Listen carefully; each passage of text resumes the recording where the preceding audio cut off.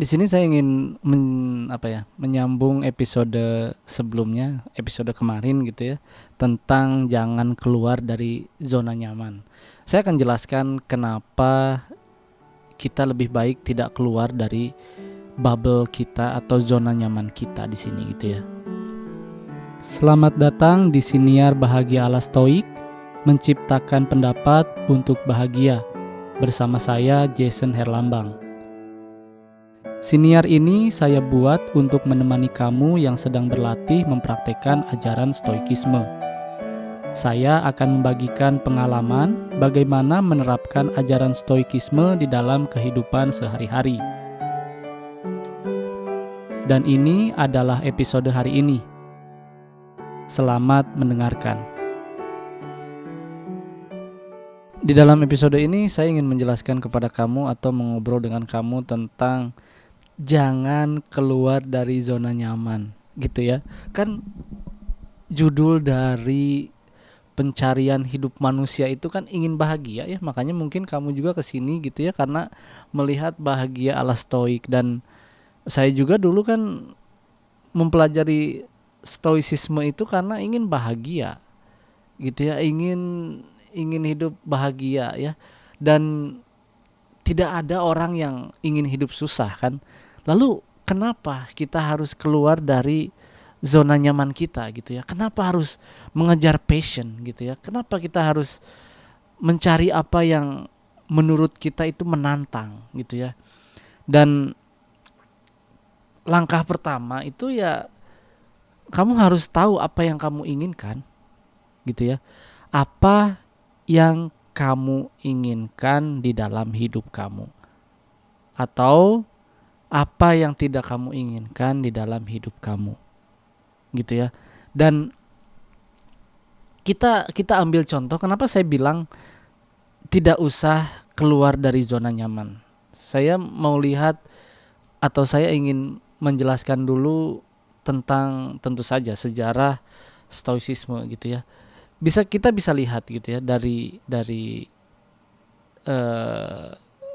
Zeno gitu ya. Dari Zeno itu kan menemukan stoicisme atau mempelajari filsafat itu karena dia merasa hidupnya stres, tidak bahagia karena kehilangan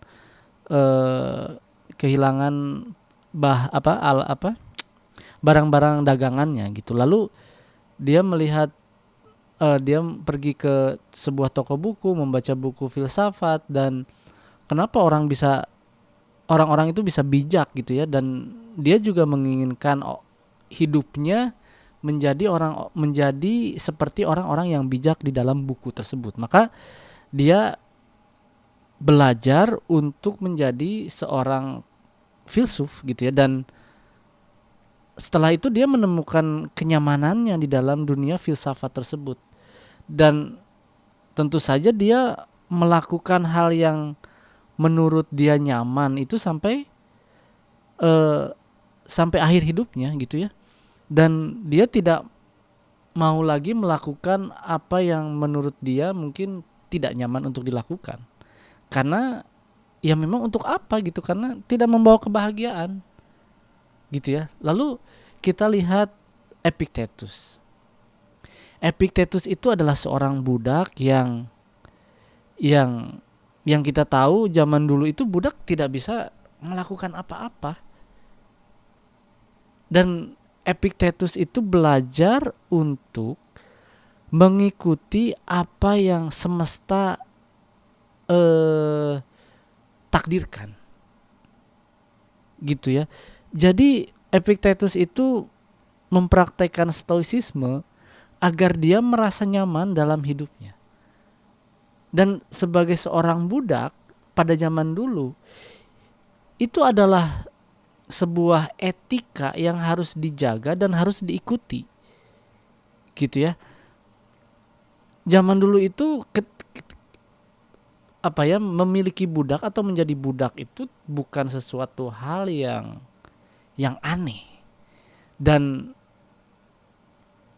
banyak budak juga yang sebenarnya tidak menginginkan menjadi budak, tetapi Epictetus itu belajar filsafat, belajar stoikisme atau mengajarkan stoik atau mempraktikkan stoikisme ketika dia menjadi seorang budak itu agar dia merasa nyaman hidupnya, karena memang hidupnya itu bukan hidup yang dia inginkan. Gitu ya.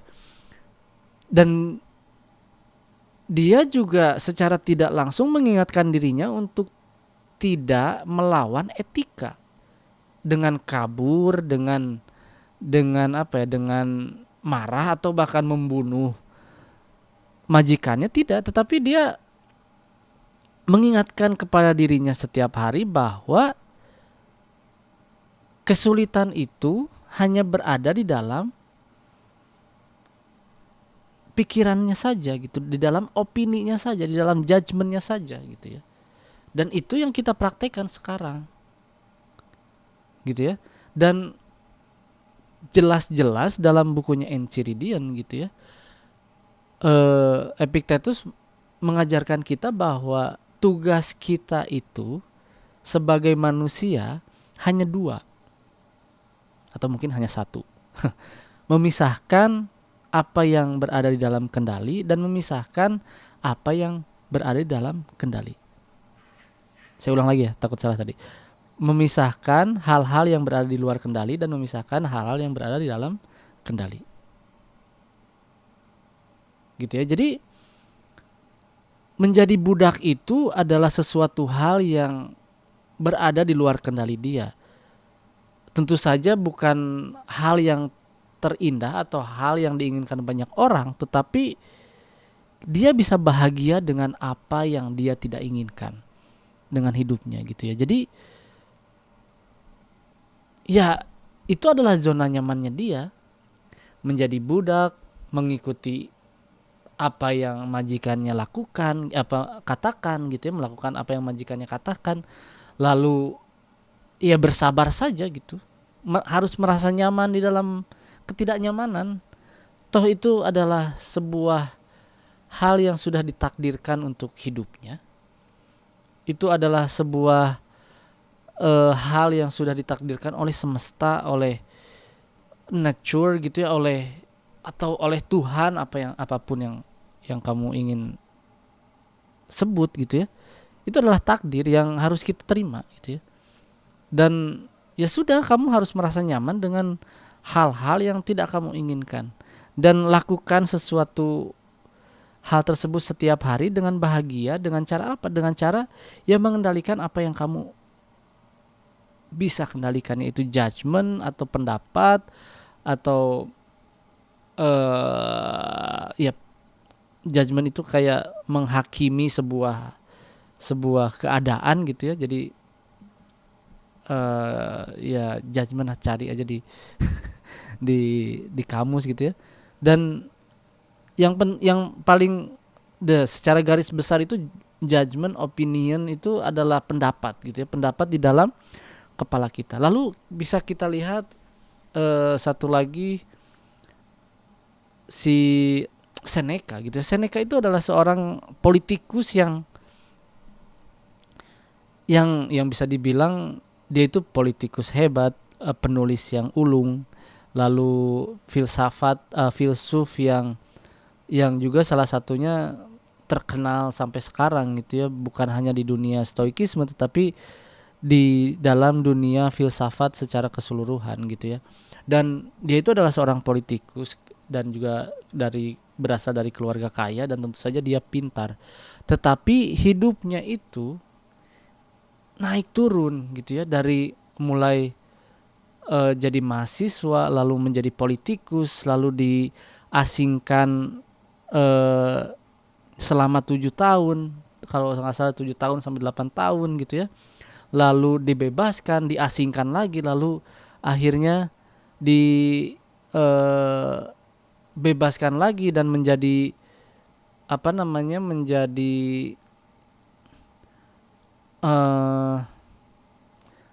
guru Nero, lalu dia dibunuh oleh muridnya sendiri gitu ya. Dan itu adalah bukti bahwa ya dia sudah tahu apa yang dia inginkan. Dia itu ingin menjadi politikus, dan salah satu salah satu resiko menjadi politikus zaman dulu dan bahkan sampai zaman sekarang, yaitu dipenjarakan atau diasingkan atau bahkan dibunuh oleh saingan politiknya. Dan dia sudah tahu itu, dan dia sudah mengerti bahwa itu yang dia inginkan, dan semua orang stoik itu mengerti apa yang dia inginkan, gitu ya. Dan tidak tiba-tiba setelah dia keluar dari pengasingan, dia tidak tiba-tiba mengubah haluannya untuk menjadi seorang pedagang misalkan, tidak. Dia tetap menjadi seorang politikus karena dia tahu apa yang dia inginkan, gitu ya. Itu adalah zona nyamannya, meskipun bisa kita lihat hidupnya itu tidak mudah. Banyak sekali saingan politiknya, gitu ya. Dan dia merasa itu adalah zona nyamannya, itu adalah kehidupannya begitu, gitu. Dan apapun kesulitannya dia sukai, gitu ya. Dan maka dari itu, kenapa kita harus keluar dari zona nyaman kita? Di dalam zona nyaman pun hidup kita itu sulit. Karena apa? Karena ya kita memiliki goal, gitu ya. Kita memiliki mimpi, kita memiliki target, kita memiliki sesuatu hal yang kita inginkan, atau kita memiliki mimpi, saya itu ingin menjadi apa, gitu ya. Dan untuk menuju mimpi itu, untuk menuju tujuan itu tidak mudah. Lalu kenapa kamu harus keluar dari zona nyaman? Kecuali ketika kamu hanya diam di rumah, tidur, tidak melakukan apa-apa, ya kamu harus keluar dari zona nyaman kamu. Itu terlalu nyaman, gitu ya. Ketika kamu sudah nyaman dengan hidup kamu yang kamu inginkan, memiliki pekerjaan yang kamu impikan, memiliki uang yang cukup untuk menghidupi kehidupan kamu dan orang-orang yang kamu cintai, untuk apa kamu keluar dari zona nyaman? Terus ada lagi satu lagi contoh yang sebenarnya bisa kita lihat, dia itu adalah seorang yang hebat. Seorang yang hebat dan seorang yang memiliki segalanya, tetapi tanpa kita ketahui sebelumnya, dia itu tidak menginginkan kehidupannya itu, gitu ya. Yaitu Marcus Aurelius. Marcus Aurelius itu tidak memiliki darah dari keluarga kerajaan. Dia itu adalah anak adopsi. Dia itu anak adopsi. Adopsi dan disiapkan memang untuk menjadi seorang raja. Apakah dia menginginkannya? Tentu saja tidak. Sama seperti kita pergi ke sekolah disuruh orang tua kita, apakah kita mau belajar? Tentu saja tidak mau. Tetapi Marcus Aurelius itu mengerti bahwa ini adalah jalan hidupnya dia, gitu ya. What's in the way become the way, itu yang Marcus Aurelius bilang. Apa yang kita lihat sebagai kesulitan atau yang berada di tengah jalan, itu harus kita jadikan sebagai jalan keluarnya, gitu ya. Tidak lantas kita melihat sesuatu hal menghalangi jalan kita lalu kita keluar dari zona nyaman kita. Katanya itu yang kamu inginkan, tetapi kenapa kamu harus mencari jalan lain? Bukannya kamu itu yang kamu inginkan, gitu ya. Ya sudah, diam saja di kotak itu, gitu. Dan Marcus Aurelius mengerti bahwa ketidakinginannya dia itu bisa dia kendalikan, bisa dia ubah menjadi hal yang dia inginkan. Yang dia inginkan itu hanyalah untuk melewati hari demi hari dengan baik. Melewati hari demi hari dengan baik, gitu ya. Bisa kita lihat dari bukunya di meditation, gitu ya. Dia itu mengingatkan dirinya setelah dia menjadi raja untuk bangun pagi, untuk keluar dari dinginnya atau hangatnya selimut yang dia gunakan dan memulai aktivitasnya sebagai manusia, yaitu apa? Bekerja. Dia itu seorang raja dan dia itu menuliskan kepada dirinya sendiri untuk bangun, untuk keluar dari selimut yang menghangatkannya dia, untuk memulai hidupnya yang normal, yaitu apa? Bekerja. Dan dia tidak keluar dari zona nyamannya dia sebagai raja, melakukan hal yang lain, tidak. Yang dia lakukan adalah bagaimana caranya setiap hari itu dia lewati dengan baik, dengan menjadi seorang raja yang baik, dengan menjadi seorang manusia yang baik, menjadi suami yang baik, politikus yang baik, bapak yang baik. Melewati hari-harinya itu tanpa ketakutan, dengan kedisiplinan, dengan keadilan, dan dengan kebijaksanaan. Jadi itulah yang saya maksudkan, tidak usah keluar dari zona nyaman, karena di dalam zona nyaman kita sendiri itu, gitu ya, di dalam kotak nyaman kita sendiri itu banyak sekali kesulitan yang kita tidak pahami. Sebenarnya itu kita harus pecahkan gitu. Kita itu harus memecahkan setiap masalah di dalam zona nyaman kita. Karena apa? Karena sebenarnya zona nyaman itu hal yang memang kita inginkan atau mungkin bahkan tidak kita inginkan. Tetapi memang yang harus kita lakukan itu bagaimana caranya melewati hari demi hari itu dengan baik, dengan mengerti bahwa ada hal yang berada di luar kendali, ada hal yang berada di dalam kendali, dan ada hal yang harus kita lakukan dan harus kita latih, yaitu apa? Keutamaan di dalam stoicisme, di dalam stoikisme, yaitu keberanian, kedisiplinan atau keugaharian, lalu kebijaksanaan, dan juga keadilan. Gitu ya. Jadi untuk apa keluar dari zona nyaman? Bukankah kamu menginginkan kebahagiaan? Bukankah kamu dulu itu kamu pikir kebahagiaan itu datang dari kenyamanan? Maka buat apa mencari keluar dari zona nyaman? Buat apa? Gitu ya. Jadi pertanyakan lagi kepada diri kamu, buat apa keluar dari zona nyaman? Demikian episode kali ini. Terima kasih. Terima kasih telah mendengarkan episode hari ini. Jangan lupa ikuti Siniar Bahagia ala Stoik di Spotify dan nyalakan loncengnya agar tidak ketinggalan setiap episode yang saya buat. Saya juga membuka keanggotaan dengan cukup membayar $3 Amerika atau sekitar Rp45.000 setiap bulan.